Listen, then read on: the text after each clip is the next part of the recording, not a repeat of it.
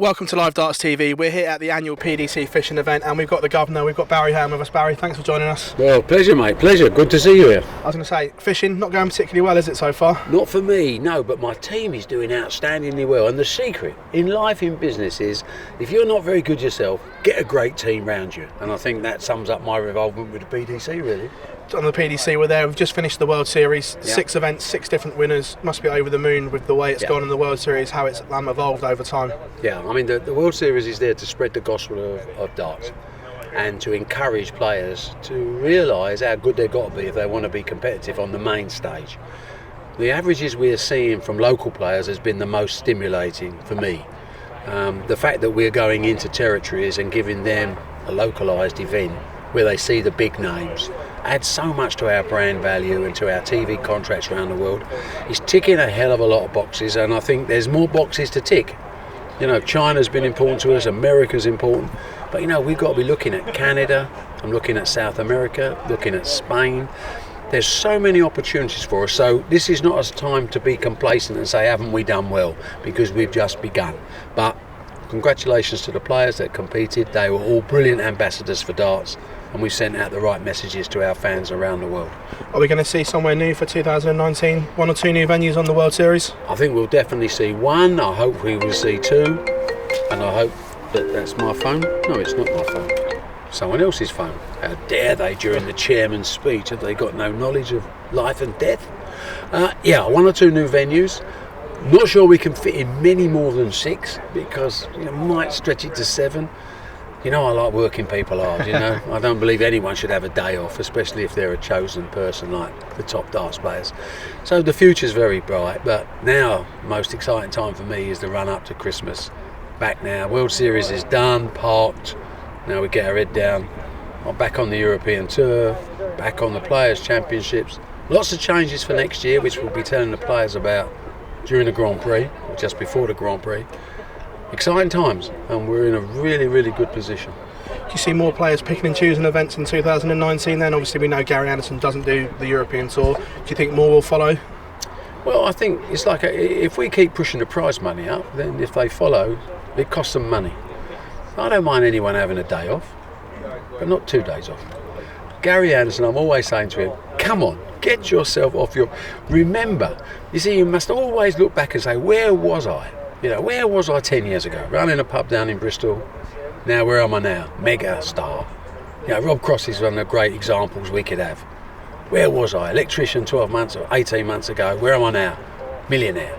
These are the stories that get people playing darts. So I don't want players to miss out. I think they should have the freedom. And occasionally everyone gets tired. But I'm going to push more events. We're going to be doing more Pro Tour events next year. We're going to be doing more European Tour events next year. And if you miss out over a long period of time, you will inevitably drop down the rankings, and then you may miss out on something you don't want to miss out. So we're all in this together. We're a family. We want to really make this game into something truly global. We've got the people to do it. We've got the energy to do it. But we mustn't get complacent and think, oh, I'm okay. Okay is not good enough. Being the best is what we're trying. Obviously 2018 as well was a new era for darts. The great man himself, Phill, retired and gone. Yeah. How do you think the sport's gone since then? Because it was the unknown. There was no Phill Taylor for the first time.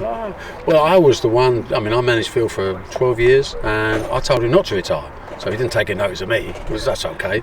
Actually, I think, looking back, I think he made the right decision. He's got a reputation that will last him for years and years. He was a phenomenal player, great asset to darts. Everyone has a sell-by date, and I think Phill felt he'd reached his. And although it was against my views, I thought he should have done another couple of years, but that's just me. I'm still doing a couple of years at my age, so I view Phill as someone very special, and I wish him all the best. I think he's made a major contribution to where we are today, and I think he made the right decision. Obviously as well, big announcement from the BDO. It's just happened. I know you also spoke about it on social media. Good thing for darts. Are we trying to get darts all back on one page now, or are we still miles apart in the 2 bodies? Oh, I think the signs are much more positive than they've been before, in as far as what a common sense decision by the BDO. First common sense decision I can remember for some time, but I take my hat off to them. I think it was a brave decision to say PDC players can play wherever they want.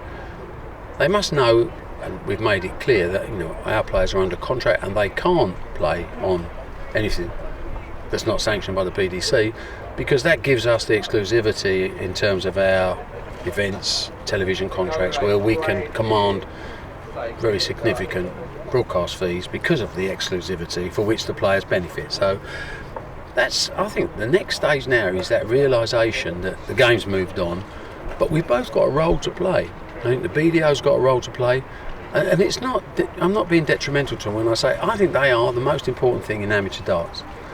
But they've got to accept that there is a difference between amateur and professional darts. And if they do, we, if you like, the Premier League of darts, in the same way as Premier League football help out the Championship League or the Football League, we're in a position to do that as well.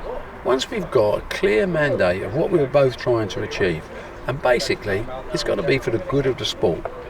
We don't have enough time to organise or be involved in the entire landscape of amateur darts.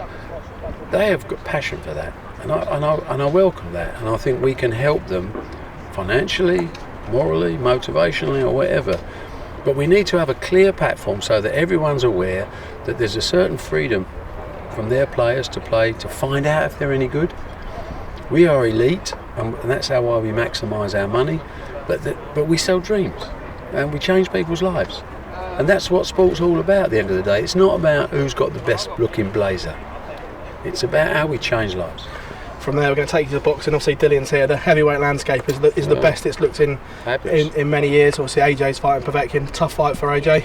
Very tough fight. I mean, Povetkin's shorter than AJ, and he's never been at his best with shorter fighters.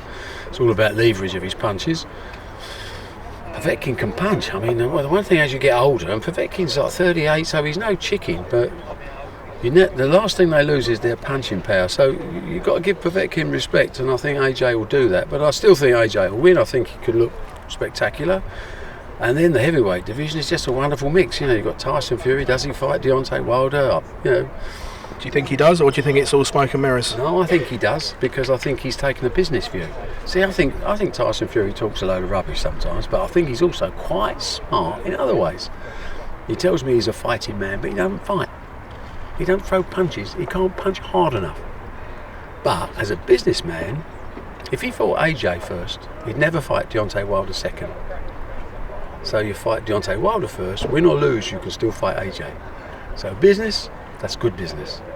Obviously as well, Dylan White from the Matchroom stable is well and truly in the mix after beating Joseph Parker in an unbelievable performance and fight. Unbelievable fight, unbelievable card, unbelievable fight night. Chisora Atakan was a great fight as well, but Dylan has paid his dues and he's there. He's looking in great shape, and I think I wouldn't be at all surprised if he's not AJ's next opponent on April the 13th. I think he's there on merit. I think he's a great fighter. I think he's a better fighter now that fought AJ the first time. I think he believes in himself, and I think it's a hell of a fight. One last one for you, Barry, before you go. The snooker shot clock, a lot of debate on social media about it, and I see you get involved with the players. Good thing for the sport. The thing is, you can't run sport just for sportsmen or traditionalists, purists. We don't live in that world. We live in a world of casual fans and digital and social media. I've got to listen to young people. I'm looking at my next generation of fans. I'm not looking at my old fans. Now, does that make me a bad guy? Yeah, maybe it does to the old fans.